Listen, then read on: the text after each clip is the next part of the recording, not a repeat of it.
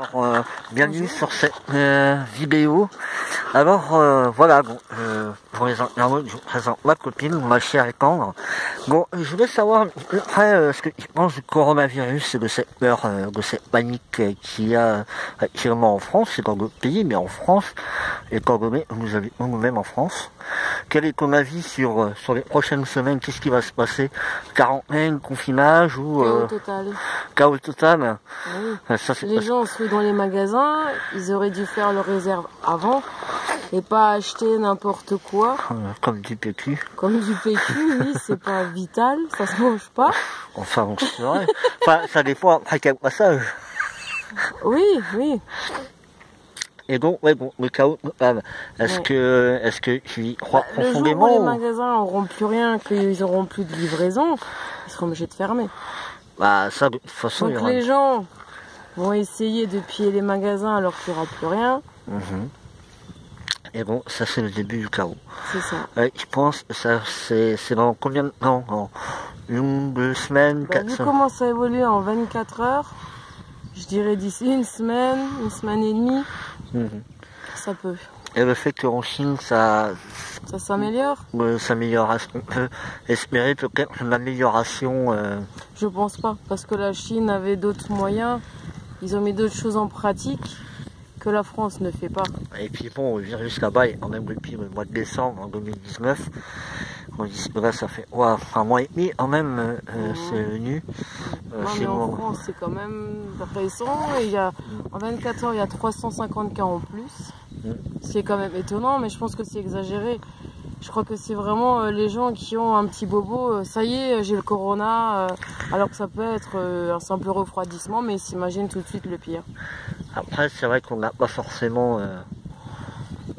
on a eu quelques témoignages de gens qui ont, soi-disant, appelé le SAMU, mais ça, c'est peu... Ils ont fait ça pour se faire connaître, pour passer à la télé. Voilà, peut-être, si dire... Peut-être c'est du vrai, hein. Moi, je suis pas convaincu. Donc voilà, après le problème c'est que voilà, tout le monde dit des choses. Nous-mêmes en tant que survivalistes, on peut dire des conneries. C'est pas le but d'avoir forcément raison. Le souci majeur qu'il y a aujourd'hui, c'est que tout le monde croit ce qu'il y a à la télé. Voilà. Ils vont dire à la télé que se mettre à poil dans une rivière va éliminer le corona. Tout le monde va le faire. Voilà, et ça, c'est juste la débilité. C'est n'importe quoi. Le problème majeur, c'est qu'il y a beaucoup de fake news, de gens qui racontent de la merde, notamment sur les réseaux sociaux. C'est comme le gel hydroalcoolique, d'un coup c'est à la mode, tout le monde le fait. Voilà. C'est incroyable quoi. Le pire, c'est que ceux qui font ça, ils ont des bagues, des montres, et ils le font, ils disent ça y est, je l'ai fait. Et ça sert à rien. Il n'y a pas de précaution préalable. Voilà, c'est ça sert à rien. Le souci, voilà, c'est un petit peu les informations qui font paniquer, qui font peur.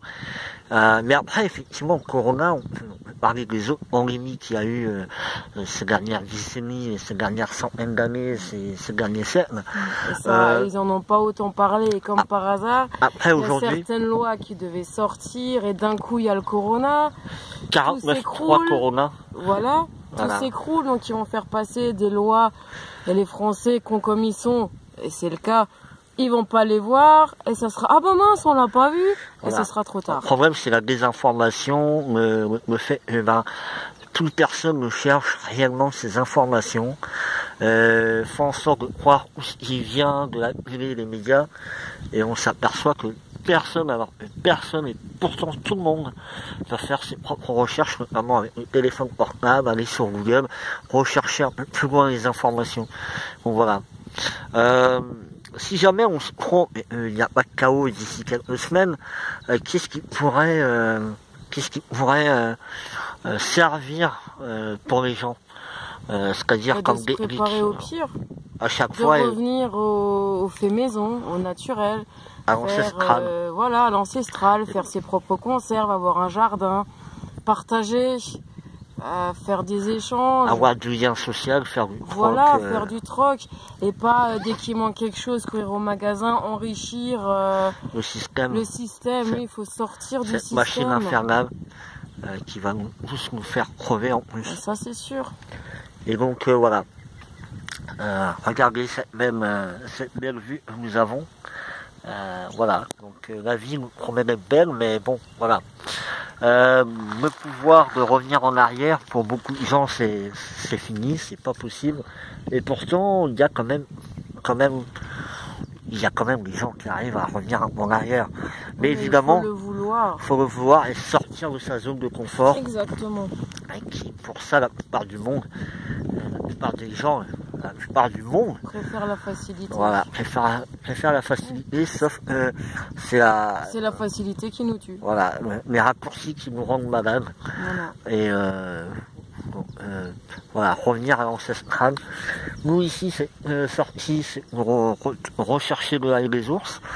Donc, on en a vu pas mal en venant, mais on voulait changer de coin. Donc on va faire en fait, et en plus de ça, on va prendre du terreau naturel, de la nature, sans trop détruire bien sûr la nature. On va faire attention à ce qu'on fait quand même.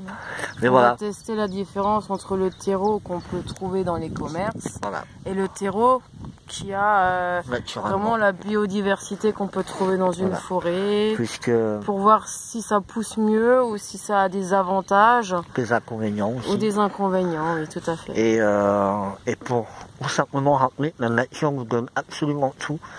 Faut juste chercher, être curieux, de découvrir. Tout le monde a Internet, tout le monde.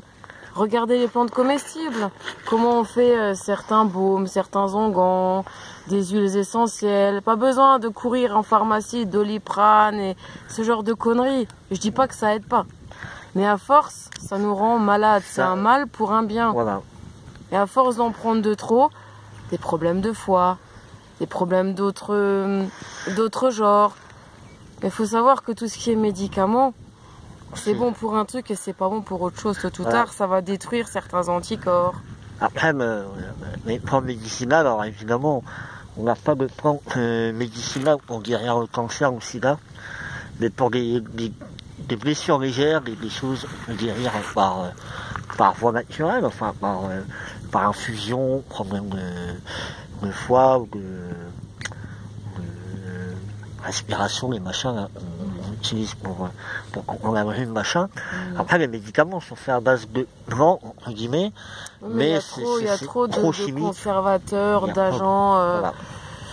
C'est ce qui rend malade. À la base, la souche naturelle, elle est tellement diluée et modifiée en laboratoire qu'il n'y a quasiment plus aucun effet ou bienfait naturel.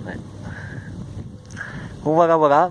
Je pense qu'on pourrait continuer longtemps, mais je suis pas sûr d'avoir autant de cartes mémoire sur ce téléphone-là. Donc voilà. Mais on fera un autre interview de toi d'ici les prochaines semaines, voir si tu avais raison, voir si tu as des pouvoirs magiques et pour nous dire les secrets de la fin du monde. C'était mon avis. Voilà. Après, chacun est libre de ses faits et gestes et de ses propres opinions.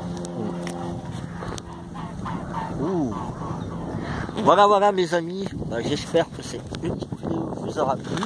Nous on va faire nos petites promenades du dimanche, nos petites cueillettes, et on vous dit à bientôt. Ciao les amis. Au revoir les amis. Et dans la vie il n'y a jamais de problème. Il n'y a que des solutions. Il n'y a que des solutions. Ciao les amis.